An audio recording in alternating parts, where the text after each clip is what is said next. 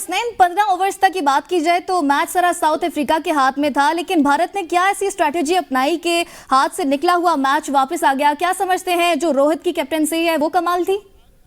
देखिए, रोहित की कैप्टनसी भी कमाल की थी, लेकिन एक काम तो भारत ने किया कि वो जो बिल्कुल पैड्स खोल के लेट गए थे ऋषभ पंत, वहां से ये हुआ कि थोड़ा सा तसलसल टूटा। तकरीबन 5 से 6 मिनट का ब्रेक आ गया था आपके मैच में और क्लासन खड़े खड़े थे। फोकस हट जाता है अक्सर बल्लेबाजों का, और वो जो स्ट्रेटेजी थी, वो जो अक्लमंदी थी इंडियन क्रिकेट की, वो उन्होंने कंटिन्यू रखी। और वहां से बिल्कुल ही अगले गेंद पे 24वें ओवर की पहली गेंद पे हार्दिक पांड्या के शिकार हुए क्लासन, और वहां से मैच चेंज हुआ।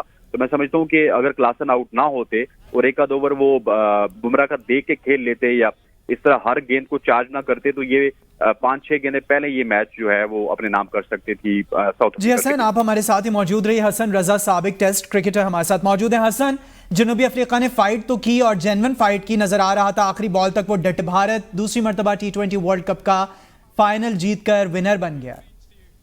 जी हाँ, बहुत अच्छी जो है स्ट्रेटजी थी भारत की, और जिस तरह से क्रिकेट खेली, आउटस्टैंडिंग के लिए अनबीटन टीम रही है। सबसे पहले हम कॉम्बिनेशन की बात करते हैं, टीम में कितने स्पिनर्स हैं, कितने फास्ट बॉलर्स हैं। इंडिया के पास कंप्लीट पैकेज था बॉलिंग का, और जहां पर अमेरिका से क्रिकेट शुरू हुई, यहाँ पर डोपिंग पिचें बनी, मगर वेस्ट इंडीज में ट्रिकी पिचें थी, लो स्कोरिंग मैचेस देखने में आए, जहां पर कुलदीप ने आउटस्टैंडिंग बॉलिंग करी थ्रू आउट। अक्षर पटेल को आप देखें तो उन्होंने आउटस्टैंडिंग बॉलिंग करी, और जो कैप्टनसी थी वो बड़ी इंपॉर्टेंट थी। आज हम यही कोशिश कर रहे थे कि विराट कोहली जो है वो फॉर्म में नहीं आए, किंग जो कि कहा जाता है दुनिया के क्रिकेट के माने जाने बैट्समैन, उन्होंने आउटस्टैंडिंग इनिंग खेली। अगर वो इनिंग आज फाइनल में नहीं खेलते तो इंडिया रन जो है नहीं कर पाता, मगर फिर भी फील्डिंग जो है वो आउटस्टैंडिंग रही। और एंड ऑफ द डे आप देखें कि साउथ अफ्रीका जो है 32 साल बाद इस फाइनल में जो है पार्टिसिपेट भी किया, और दोनों टीमों की तरफ से जो प्लेयर्स थे वो रो रहे थे, क्योंकि किसी ना किसी ने जीतना था, एक टीम ने जीतना था, एक ने हारना था, मगर मैच बड़ा क्रूशियल हुआ। और जो कैचेस विन द मैचेस हम कहते हैं फील्डिंग में, वो देखने में आए। साउथ अफ्रीका में नो डाउट कि वर्ल्ड क्लास फील्डर होते थे, मगर इंडिया की तरफ से हमें फील्डिंग ऐसी देखने के लिए नजर आई पूरे वर्ल्ड कप में कि आउटस्टैंडिंग, जो कि रोहित शर्मा कैप्टन थे और बड़े कॉन्फिडेंट रहे।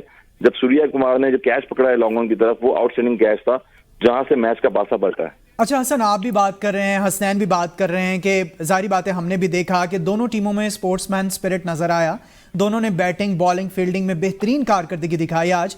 तो इनकी आज की कारकर्दगी दोनों टीम्स की और पाकिस्तान की जो कारकर्दगी, उस पर कोई मैसेज देना चाहें, कोई एनालिसिस करना चाहें? देखिए, एनालिसिस तो T20 फॉर्मेट है और इतनी टॉप क्लास की टीमें थी। वर्ल्ड क्रिकेट में हम यही कह रहे हैं कि क्रिकेट में 20 टीमें थी इस वर्ल्ड कप में, और पार्टिसिपेट करी थी एसोसिएट टीमें भी।